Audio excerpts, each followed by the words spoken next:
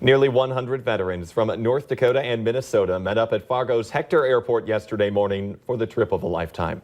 It was the latest honor flight to Washington, D.C.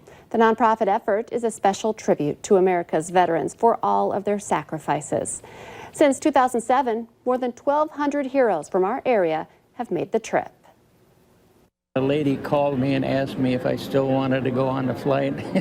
I just about dropped, because I was so happy. And I said, "You doggone right I do."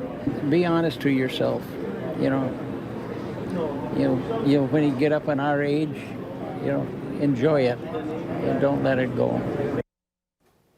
Hopefully he is enjoying it, and one Detroit Lakes man is among those who will never forget their special weekend in Washington.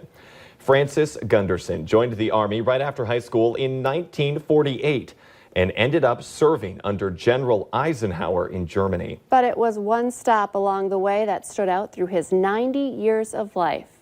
Valley News Team's Melanie Palmer is in the nation's capital with this man's very special story. It's one of the most sacred ceremonies in the nation's capital. And one that remembers those who dedicated their lives to our country. But the changing of the guard ceremony at the Arlington National Cemetery is especially memorable for Francis Gunderson.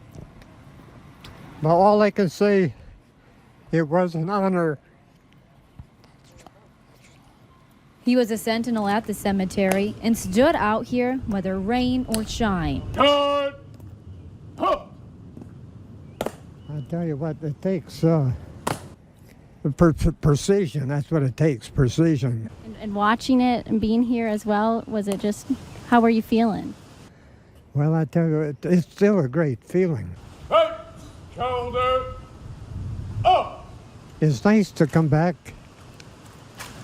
to bring back old memories. And for Francis, while watching the ceremony, it was easy for him to fall back into the rhythm of things and remember exactly how the ceremony went. 21. I counted them both ways. And just to add to an already very special trip, Francis's son had the chance to come with and watch exactly what his dad did many years ago. Just in awe, just to be here with my dad and do this kind of stuff that he did and relive some of his memories. And after the ceremony, Francis was sure to go to some old stomping grounds during his time serving here in the nation's capital. Reporting in Washington, D.C., Melanie Palmer, Valley News Live. A little later today, the veterans will be visiting the World War II, Korean War, and Vietnam War memorials. You can catch more coverage of the honor flight right here on Valley News Live.